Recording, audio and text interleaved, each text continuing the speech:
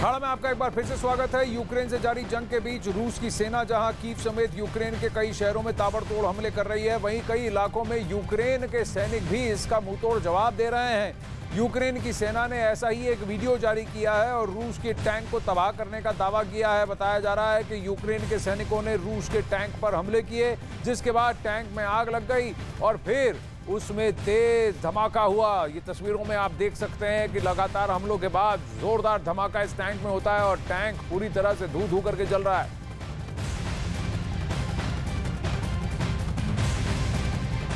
Vladimir Putin से जुड़ी अक्सर कई खबरें सामने आती रहती हैं। पुतिन की सेहत को लेकर कई सारे दावे भी किए जाते हैं। आज हमने उन सारे दावों की तलाश की है जो व्लादिमीर पुतिन को कभी बीमारी से ग्रस्त तो कभी कैंसर से पीड़ित बताते हैं। आज हमने यूक्रेन के मिलिट्री इंटेलिजेंस के हेड के उस दावे की भी पड़ताल की, जिसके मुताबिक व्लादिमीर पुतिन के एक या दो नहीं बल्कि तीन हमशक्ल हैं। Putin number 1, Putin number 2, Putin number 3। इन तस्वीरों में रूस के राष्ट्रपति व्लादिमीर पुतिन की असली तस्वीर कौन सी है? 1, 2 या 3? या ये तीनों ही पुतिन नकली हैं? सवाल है कि फिर असली पुतिन कहां है? पुतिन के लोग का राज क्या है? पुतिन को बॉडी डबल की जरूरत क्यों? क्या रूस पुतिन को लेकर कर रहा है प्रोपेगेंडा? क्या पुतिन है 7 ताले के भीतर बंद? पुतिन को जान का बहुत बड़ा खतरा है। वैसे भी Putin top level security cover में रहते हैं। पुतिन से मिलने के लिए उनके अफसरों को भी लंबा इंतजार करना पड़ता है। कहा जा रहा है जो रातों दिन क्रेमलिन में दिखते हैं वो सब नकली पुतिन है। असली पुतिन तो 7 तालों के भीतर रहते हैं, जिनसे मिलना मुश्किल ही नहीं बल्कि नामुमकिन जैसा है। पहला ताला, यह पुतिन के सीक्रेट चेंबर का पहला दरवाजा है। दरवाजा खुलता है, पहले दरवाजे के बाद दूसरा दरवाजा खुलता है, फिर तीसरा दरवाजा, चौथा दरवाजा, पांचवा दरवाजा, छठा दरवाजा और 7वां और आखिरी दरवाजा है जहां एक विशालकाय चेंबर है। पुतिन कुर्सी पर बैठे यूक्रेन जंग को मॉनिटर कर रहे हैं। लेकिन क्या यही असली पुतिन है या यहां भी कोई बहुत बड़ा झोल है?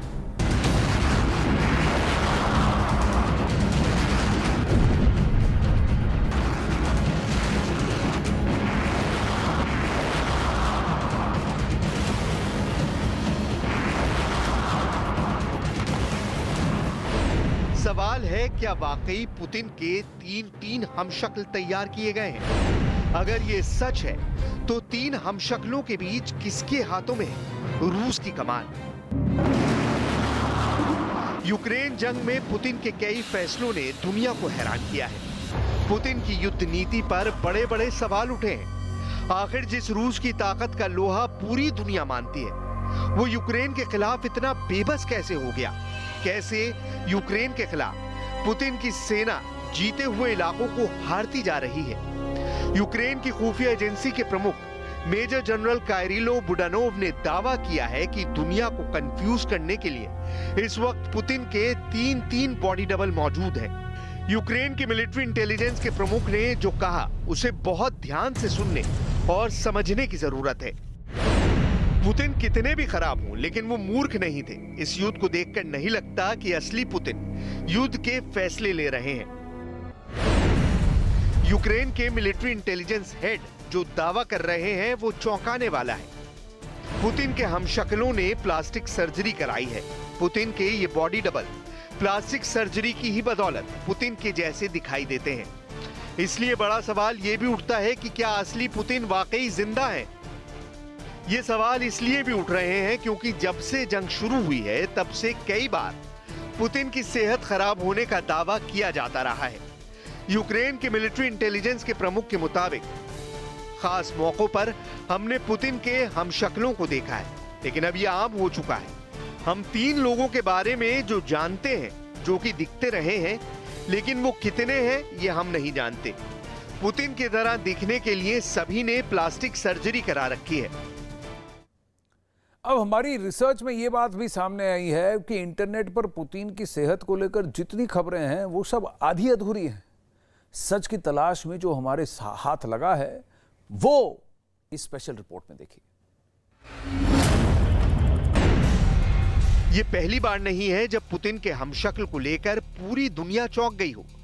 इसके पहले पुतिन की सेहत को लेकर सवाल उठे कि वो गंभीर रूप से बीमार है।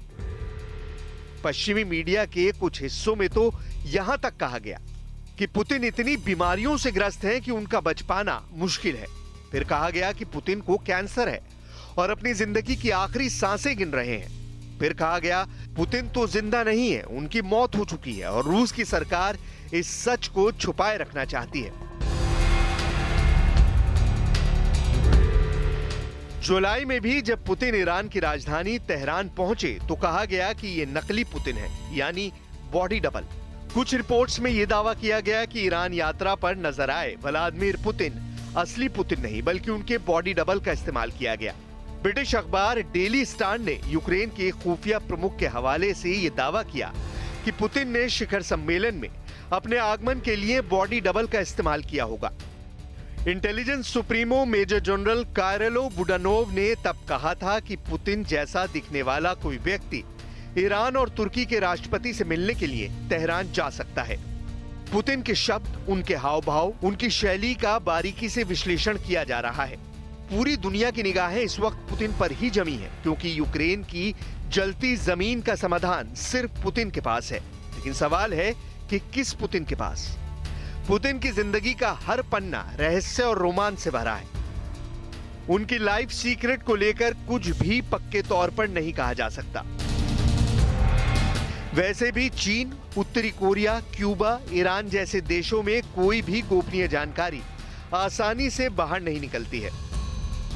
और क्रेमलिन, जहां रूस के राष्ट्रपति का पैलेस है, यहां से बाहर किसी अनचाही खबर का निकलना बेहद मुश्किल है।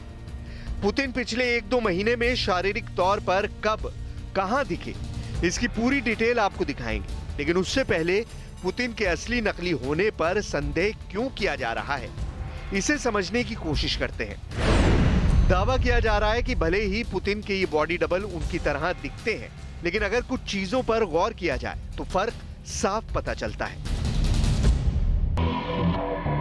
मसलन पुतिन और उनके बॉडी डबल की हाइट अलग है, इनके चलन का ढंग पुतिन से अलग है, बॉडी लैंग्वेज पुतिन से मेल नहीं खाती, कानों का निचला हिस्सा भी बताता है कि सामने खड़ा इंसान पुतिन नहीं बल्कि उनका हमशक्ल है।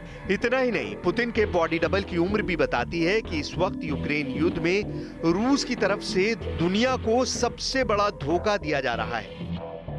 हालांकि पुतिन ही नहीं बल्कि सुरक्षा कारणों के चलते कई बार टॉप लीडरशिप के लिए बॉडी डबल का इस्तेमाल किया जाता है। व्लादिमीर पुतिन की गिनती उन नेताओं में होती है जो अपने फैसलों से कभी पीछे नहीं हटते। वहीं पुतिन की सुरक्षा पर भी खास ध्यान दिया जाता है। व्लादिमीर पुतिन की सुरक्षा में लगे अधिकारी कई बार राष्ट्रपति के बॉडी डबल का भी प्रयोग करते हैं। पुतिन की सुरक्षा को देखते हुए भी ये कोई अचरज की बात नहीं होगी कि पुतिन के हमशक्लों की फौज उतारी गई है। पुतिन के बॉडी डबल के भेद आपके सामने एक एक कर खोले, उससे पहले एक बहुत ही बेसिक सवाल का जवाब समझना बहुत जरूरी है। पुतिन की सुरक्षा में लगी फेडरल प्रोटेक्टिव सर्विस कई बार राष्ट्रपति के बॉडी डबल का भी इस्तेमाल करती है। राष्ट्रपति की टीम कई बार लोकेशन पर पहले ही पहुंचकर उसकी जांच करती है। विदेश यात्रा के दौरान भी ऐसा किया जाता है। पुतिन हमेशा ये सुनिश्चित करते हैं कि एक टीम लोकेशन पर जाए और हर संभावित खतरे का पता लगाए। इसमें होटल के कमरे जैसी छोटी चीजें और राष्ट्रपति की यात्रा की जाने वाली सड़कों जैसी बड़ी चीजें शामिल हैं, जिनकी जांच की जाती है।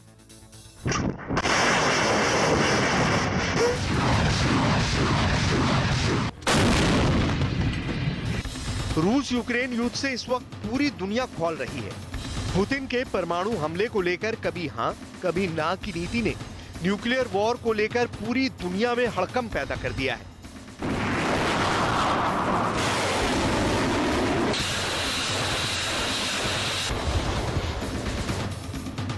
पुतिन की गिनती उन नेताओं में होती है जो अपने फैसलों से पीछे नहीं हटते, लेकिन इसके लिए जरूरी है कि पुतिन खुद सुरक्षित हो, और ये तभी हो सकता है जब दुश्मन को वर्गलाया जाए। लेकिन सवाल तब खड़ा होता है कि पुतिन फिर फैसले कैसे ले रहे हैं, क्योंकि अब तक की जंग में पुतिन जैसे योद्धा के फैसलों का गलत होना कोई सामान्य घटना नहीं है। इसलिए ये भी सवाल उठता है कि कहीं पश्चिमी मीडिया की इस रिपोर्ट में कोई सच्चाई तो नहीं कि असली में पुतिन अब जिंदा ही नहीं। लेकिन युद्ध के बीच इसका ऐलान करने का मतलब होगा युद्ध में रूस की हार, जो रूस कभी नहीं चाहेगा। रूस ये भी नहीं चाहेगा कि पुतिन के अभाव में उसकी सत्ता अमेरिका के सामने नतमस्तक हो जाए। लिहाजा संभव है कि पुतिन का बॉडी डबल इस्तेमाल किया जा रहा हो।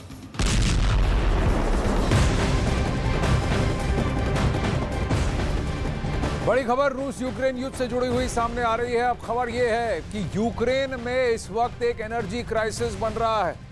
ताबड़तोड़ हमलों के बाद कीव समेत कई इलाकों में बहुत बड़ा संकट पैदा हो गया है। दावा किया जा रहा है कि यूक्रेन में करीब 40 लाख से ज्यादा घरों में अब बिजली गायब हो गई है, जिसका असर पानी की सप्लाई पर भी पड़ रहा है।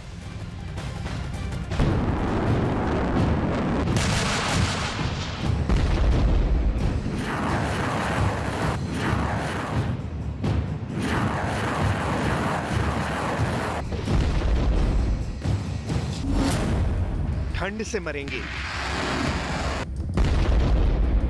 भूख से मरेंगे, प्यास से मरेंगे, जल कर मरेंगे, पानी में डूब कर मरेंगे।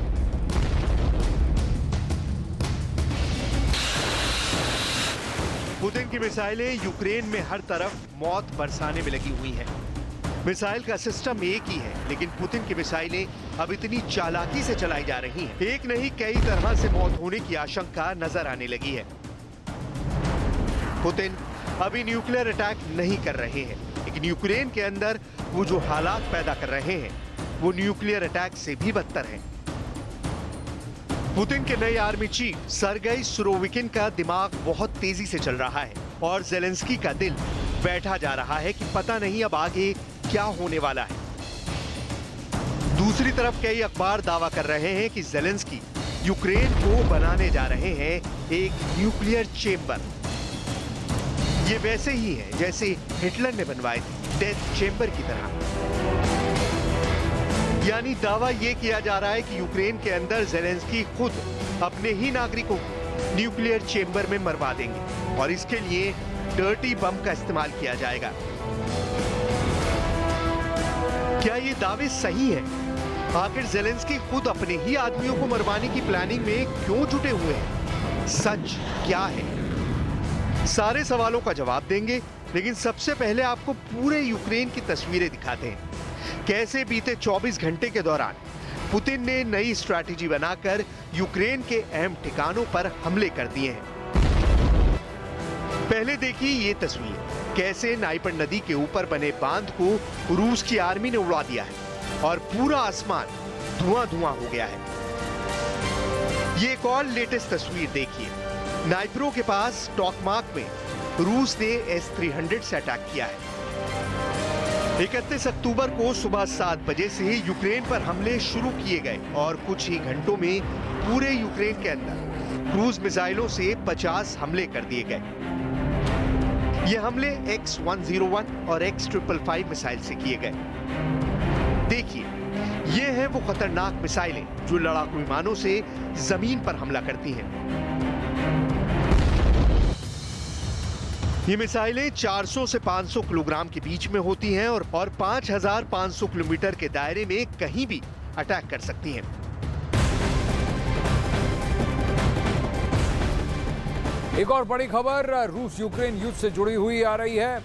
यूक्रेन की सेना ने लुहांस्क में ताबड़तोड़ हमला कर रूस के ठिकानों को तबाह करने का दावा किया है। हमले का एक वीडियो भी अब सामने आया है। हमले के दौरान वहां जोरदार धमाका हुआ और आग लग गई।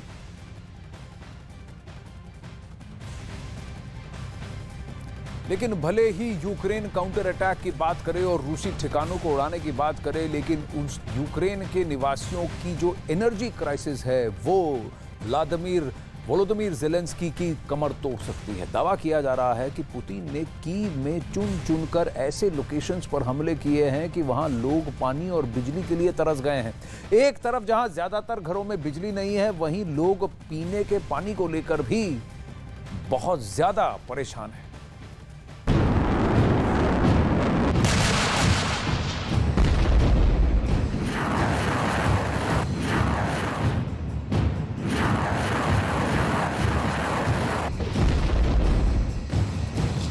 रूस ने साल 1995 में इस क्रूज मिसाइल को विकसित किया था, जो लक्ष्य को भेदने में बेहद स्मार्ट है। पुतिन ने एक मिसाइल अपने हथियार गोदाम से निकाली है, X-555 मिसाइल। यह मिसाइल भी रूस के हथियारों के जखीरे की सबसे खतरनाक मिसाइलों में से एक है। इन क्रूज मिसाइलों का दुनिया में कोई मुकाबला नहीं है। रूस की क्रूज मिसाइलों का तोड़ निकाल पाना मुश्किल ही नहीं, नामुमकिन है। रूस की X-101 क्रूज मिसाइल की कीमत $13 मिलियन यानी 108 करोड़ रुपए है। सोचिए, 108 करोड़ रुपए की मिसाइल से यूक्रेन को निशाना बनाया जा रहा है। यूक्रेन पर मिसाइलों की ऐसी अंधाधुंध बारिश हुई है कि पूरा यूक्रेन त्राहिमाम कर रहा है।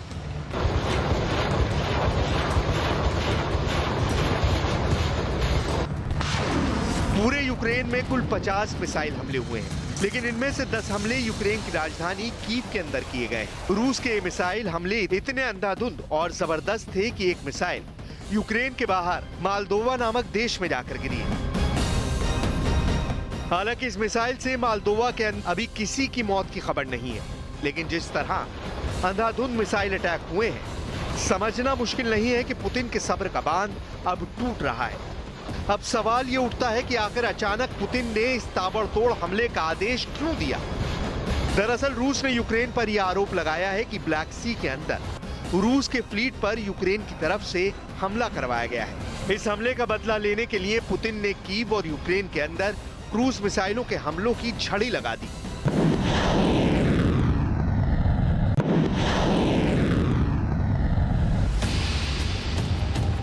सबसे बड़ी बात यह कि पुतिन की सेना ने ये मिसाइल हमले बहुत स्ट्रेटजी के साथ किए हैं। पहले पुतिन ने बिजली घरों पर हमला करवाया, यानी बिजली आपूर्ति ठप कर दी और पूरे कीव में अंधेरा कर दिया। और अब पुतिन ने वाटर सप्लाई सिस्टम पर अटैक करवाया है, यानी पानी की सप्लाई ठप है और 80% कीव के अंदर अब पीने का पानी नहीं है।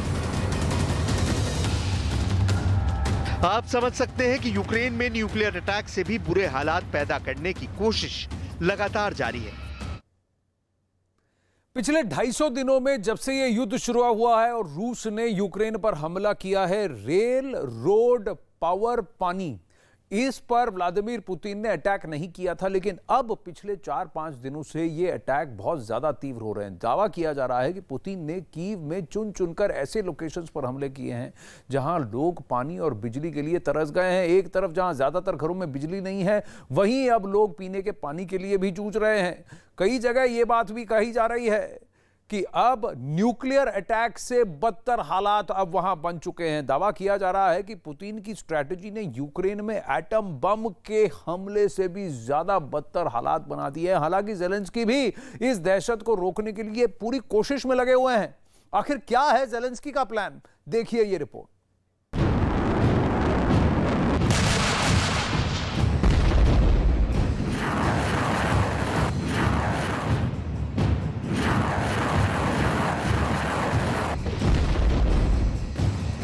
यूक्रेन के अंदर लगातार सायरन बज रहे हैं। हर आने वाला पल मिसाइल अटैक की दहशत बनकर गुजर रहा है।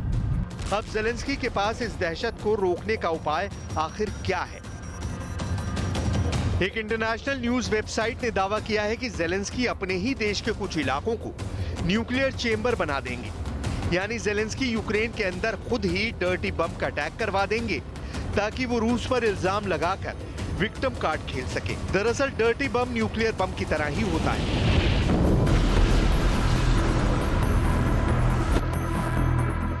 डर्टी बम एक ऐसा बम है जिसके अंदर न्यूक्लियर बम की तरह रेडियोधर्मी पदार्थ होता है। इस बम में विस्फोट होने के बाद इसके अंदर का यूरेनियम या रेडियोधर्मी पदार्थ हवा में बिखर जाता है। ये घातक रेडियोधर्मी पदार्थ लोगों के स्वास्थ्य को नुकसान पहुंचाने में सक्षम होता है। रूस के रक्षा मंत्री, रूस के विदेश मंत्री, रूस की सेना के अधिकारी पहले ही आरोप लगा चुके हैं कि यूक्रेन खुद ही अपने देश के अंदर डर्टी बम का हमला करने की साजिश रच रहा है ताकि रूस पर झूठे आरोप लगा सके। रूस के रक्षा मंत्री इस संबंध में 3 देशों के रक्षा मंत्रियों से बात भी कर चुके हैं। रूस के विदेश मंत्री ने भी इन आरोपों को गंभीर बताया है। Информация, конкретная информация относительно тех учреждений на Украине, тех научных институтов, которые обладают технологиями, позволяющими соорудить вот эту самую грязную бомбу. У нас есть информация, которую мы перепроверяли по соответствующим каналам, о том, что это не пустое подозрение, что здесь есть серьезные основания полагать, что подобные вещи могут планироваться. लेकिन अब आगे की खबरें ऐसी सामने आ रही हैं जो बहुत ज्यादा डराने वाली हैं। दरअसल दावा यह किया जा रहा है कि ज़ेलेंस्की रूसी कब्जे वाले इलाके में डर्टी बम का हमला करवाना चाहते हैं। अगर ऐसा हुआ तो यूक्रेन के ही लोग भारी संख्या में मारे जा सकते हैं। लेकिन इससे ज़ेलेंस्की रूस को दुनिया में अलग थलग करने के अभियान में जरूर सफल हो सकते हैं। ज़ेलेंस्की के कैंप में ऐसी क्या प्लानिंग चल रही है, एकदम दावे के साथ नहीं कहा जा सकता है।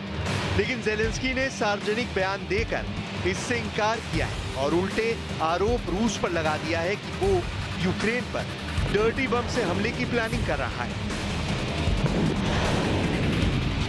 Україна щось готує, то це означає одне: Росія вже все це і підготувала.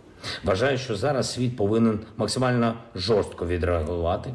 Якщо Росія підготувала чергове підняття ставок і черговий ескалаційний крок, вона вже зараз превентивно і до будь-якого нового свого бруду має побачити, що світ це не проковтне. Навіть вже сама російська погроза ядерною зброєю, і тим більше проти нас. दूसरी तरफ रूस और ब्रिटेन के बीच भी तनाव देखा जा रहा है। रूस के रक्षा मंत्रालय ने बयान दिया है कि ब्रिटेन की नेवी ने यूरोप के अंदर उसकी गैस पाइपलाइन को विस्फोट से उड़ा दिया है। ब्रिटेन के रक्षा मंत्रालय ने एक ट्वीट करके इससे इनकार कर दिया है। This is all about Russia losing in Ukraine and trying to shift the narrative to move the war into the non-conventional space. We saw this already with a false flag suggesting that Ukraine was building weapons of mass destruction, dirty bombs. कुल मिलाकर हालात लगातार बिगड़ते जा रहे हैं। Africa और Asia के देशों में खाद्य संकट पैदा होने की स्थिति बन रही है क्योंकि रूस ने यूक्रेन के जहाजों का रास्ता रोक दिया है और खाद्य निर्यात की संधि से पीछे हट गया है। यूक्रेन के अंदर हालात नरक जैसे बन चुके हैं। ब्रिटेन में आर्थिक संकट के हालात ऐसे हैं कि किसी भी प्रधानमंत्री के लिए सरकार चलाना मुश्किल हो रहा है और अब गैस पाइपलाइन का विवाद छेड़कर रूस यूरोप को सर्दियों में और ज्यादा बेचैन करने की प्लानिंग पर काम कर रहा है।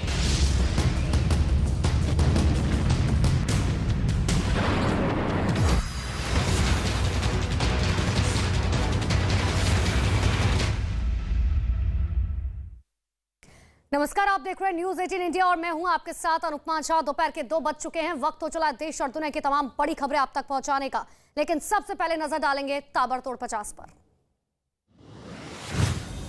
प्रधानमंत्री नरेंद्र मोदी ने पंचमहल के जम्बू गोढ़ा में कई विकास परियोजनाओं का शिलान्यास किया।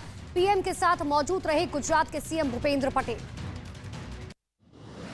पीएम नरेंद्र मोदी आज जाएंगे मोरबी, सिविल अस्पताल का दौरा करेंगे पीएम। रेस्क्यू टीम के पहुंचने से पहले मौके पर मदद करने वाले 50 लोगों से मुलाकात करेंगे मोदी। गुजरात के मोरबी हादसे का मिला एक नया वीडियो में कुछ लोग पानी में डूबते हुए दिखाई दिए। कुछ लोग अपनी जान बचाने के लिए क्षतिग्रस्त पुल के हिस्से को पकड़े दिखाई दिए। गुजरात के मोरबी में रेस्क्यू ऑपरेशन जारी। एनडीआरएफ के साथ सेना ने संभाला मोर्चा। हादसे के बाद अब तक 170 लोगों का रेस्क्यू किया गया। मोरबी हादसा मामले में पुलिस की बड़ी कार्रवाई। 2 ठेकेदार समेत 9 लोग गिरफ्तार किए गए। रखरखाव करने वाली कंपनी के खिलाफ कई धाराओं में केस दर्ज। मोरबी हादसे के बाद यूपी के सीएम योगी आदित्यनाथ ने मांगी राज्य के पुल की हालातों पर रिपोर्ट। सेतु निगम के अफसरों से पुल की सुरक्षा को सत्यापित करने का आदेश जारी किया गया। राजस्थान के बांसवाड़ा में मानगढ़ धाम में पीएम मोदी ने स्वतंत्रता सेनानी श्री गोविंद गुरु को श्रद्धांजलि दी। मानगढ़ धाम की गौरव गाथा कार्यक्रम का आयोजन किया गया। हिमाचल प्रदेश में आज गृह मंत्री अमित शाह का ताबड़तोड़ चुनावी अभियान। चंबा में रैली को किया संबोधित, कहा अब राजा का जमाना नहीं रहा, अब लोकतंत्र है। राष्ट्रपति द्रौपदी मुर्मू ने ग्रेटर नोएडा में 7वें इंडिया वाटर वीक कार्यक्रम का किया उद्घाटन। जल संरक्षण समेत कई विषयों पर चर्चा की गई। सीएम योगी भी कार्यक्रम में मौजूद रहे। तिहाड़ में बंद दिल्ली के मंत्री सत्येंद्र जैन पर भारतीय जनता पार्टी का बड़ा हमला। जेल में सुविधा देने के लिए सुकेश चंद्रशेखर से 50 करोड़ रुपए वसूली का आरोप। आम आदमी पार्टी ने गुजरात चुनाव के लिए जारी की 8वीं लिस्ट। अब तक 108 उम्मीदवारों के नामों का ऐलान किया गया। लखनऊ में एक्शन में लोक निर्माण मंत्री जितिन प्रसाद। लोक निर्माण मुख्यालय में किया औचक निरीक्षण। कई जेई ड्यूटी पर नहीं मिले। मध्य प्रदेश के श्योपुर में बिजली लाइन की सप्लाई जोड़ने के लिए खंभे पर चढ़े कांग्रेस के विधायक। बकाया नहीं देने की वजह से कंपनी ने काटी थी बिजली। जम्मू कश्मीर के राजौरी में बाबा गुलम शाह बादशाह यूनिवर्सिटी के छात्रों ने किया प्रदर्शन। छात्रों की पुलिस से हुई धक्का मुक्की। जर्जर सड़क के खिलाफ जताया अपना विरोध। दिल्ली में प्रदूषण ने तोड़ा इस सीजन का रिकॉर्ड। 551 एयर क्वालिटी इंडेक्स के साथ दिल्ली में प्रदूषण का स्तर हुआ बेहद खतरनाक। पंजाब में नहीं थम रहा पराली जलाने का सिलसिला। लुधियाना में पराली जलाने पर जुर्माना। 29 अक्टूबर तक पराली जलाने के 558 मामले दर्ज। 1,92,000 रुपए 500 रुपए जुर्माना वसूला गया। पंजाब के कई जिले में किसान धड़ल्ले से पराली जला रहे हैं। तरन तारण में बॉर्डर के गांव में किसानों ने कई बीघा खेतों में जलाई पराली। वीडियो आया सामने। हरियाणा के मुख्यमंत्री मनोहर लाल खट्टर ने पराली जलाने से होने वाले प्रदूषण को गंभीर मसला बताया। प्रदूषण को दूर करने के लिए हरियाणा सरकार ने व्यापक प्रबंध किए। दिल्ली के हरिनगर में ट्रिपल मर्डर से सनसनी। पति पत्नी और नौकरानी की गला काटकर हत्या। कैमरे की मदद से आरोपियों की तलाश में जुटी पुलिस। यूपी के बदायूं में ट्रिपल मर्डर से मचा हड़कंप। पूर्व ब्लॉक प्रमुख समेत उनकी पत्नी और उनकी मां की गोली मारकर हत्या। मामले की जांच में जुटी पुलिस। यूपी के कानपुर में छात्र के अपहरण के बाद हत्या। चौकेरी थाना क्षेत्र के चंदारी स्टेशन के पास झाड़ियों में मिला शव। घटना की सूचना पर फॉरेंसिक समेत पुलिस घटना की जांच में जुटी। गुरुग्राम के पालम विहार इलाके में कुत्ते को घुमाने से रोकने पर एक लड़के ने गार्ड को डंडों से पीटा। मारपीट में गार्ड बुरी तरीके से घायल। पूरी घटना कैमरे में रिकॉर्ड। मुंबई के पास वसई में कुत्तों का आतंक। एक महिला पर कुत्ते ने किया हमला। हमले में महिला बुरी तरीके से घायल। यूपी के जालौन में पत्थरों की बारिश से लोगों में दहशत। कई गाड़ियों के टूटे शीशे। पुलिस घटना की जांच में जुटी। यूपी के मुजफ्फरनगर में मामूली विवाद में दो पक्षों में जमकर मारपीट हुई। दोनों तरफ के कुछ लोग घायल। मारपीट का वीडियो आया सामने। झारखंड के गोड्डा में मोटरसाइकिल चोरी के शक में एक लड़के की जमकर पिटाई की गई। करीब 7 लोगों ने जमकर बरसाए लात घूसे। पुलिस ने भीड़ से छुड़ाया। संभल में खेत की मेड़ को लेकर विवाद शुरू हुआ। दबंगों ने एक बुजुर्ग आदमी को घेर कर बेरहमी से पीटा। मारपीट के बाद से गांव में तनाव बना हुआ है। महाराष्ट्र के नासिक में जमीन विवाद में दो भाइयों में जमकर मारपीट हुई। बड़े भाई के परिवार ने छोटे भाई और उसकी पत्नी की बेरहमी से पिटाई की। एक की हालत बेहद गंभीर। पुलिस मामले की जांच में जुटी। बिहार के मुंगेर में शराबबंदी के बावजूद शराब बेचने के लिए आपस में भिड़े दो पक्ष। हवा में जमकर की गोलीबारी। पुलिस ने 13 लोगों के खिलाफ केस दर्ज किया। बिहार के बेगूसराय में कपड़ा कारोबारी की गोली मारकर हत्या। घटना से नाराज लोगों ने हाईवे पर लगाया जाम। हत्यारों को पकड़ने की मांग।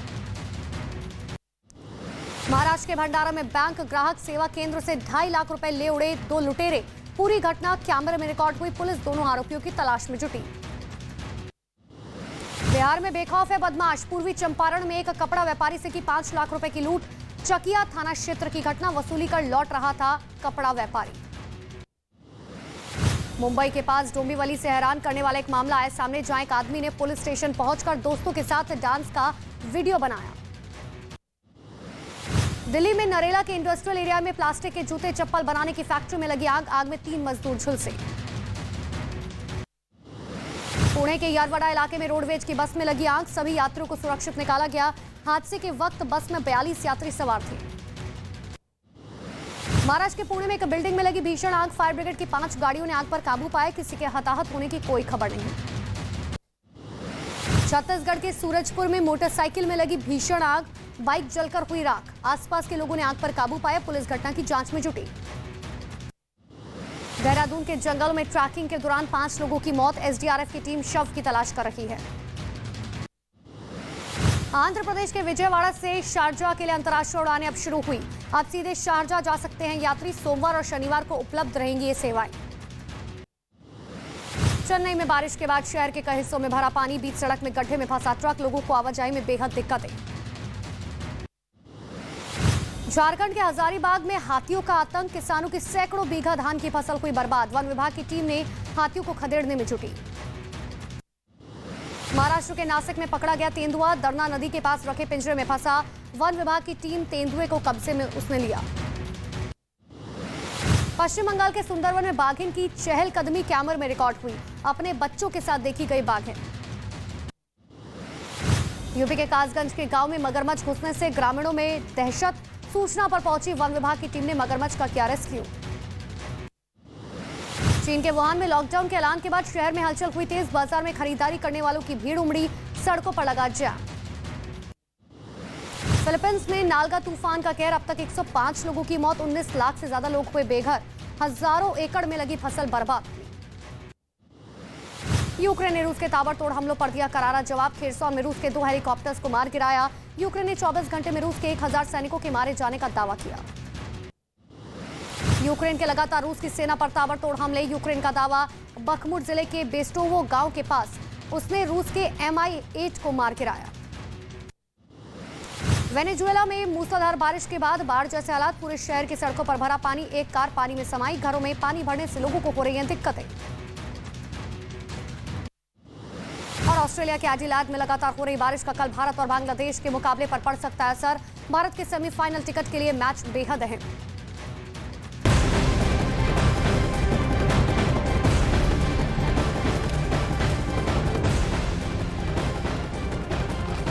नमस्कार। मोरबी में इस वक्त मैं मौजूद हूँ न्यूज़ 18 इंडिया पर। मुझे इस वक्त आप देख रहे हैं और वो पुल जो कि मौत का पुल बन गया और 135 लोगों की जिसने जान ले ली, अभी भी उसी जगह पर हम मौजूद है। रेस्क्यू ऑपरेशन हालांकि कल ही हमने आपको बताया था कि तकरीबन खत्म होने की स्थिति में है। 135 लोगों की जान गई है, लेकिन अब भी आपको बताऊं कि जो रेस्क्यू टीम की बोट है वो आपको नीचे या मच्छू नदी के ऊपर चलती हुई दिखाई दे जाएगी। और रेस्क्यू टीम के जितने भी लोग हैं वो अब भी यहाँ पर तलाशने की, खंगालने की कोशिश कर रहे हैं। मैं गिनकर आपको बताती हूँ।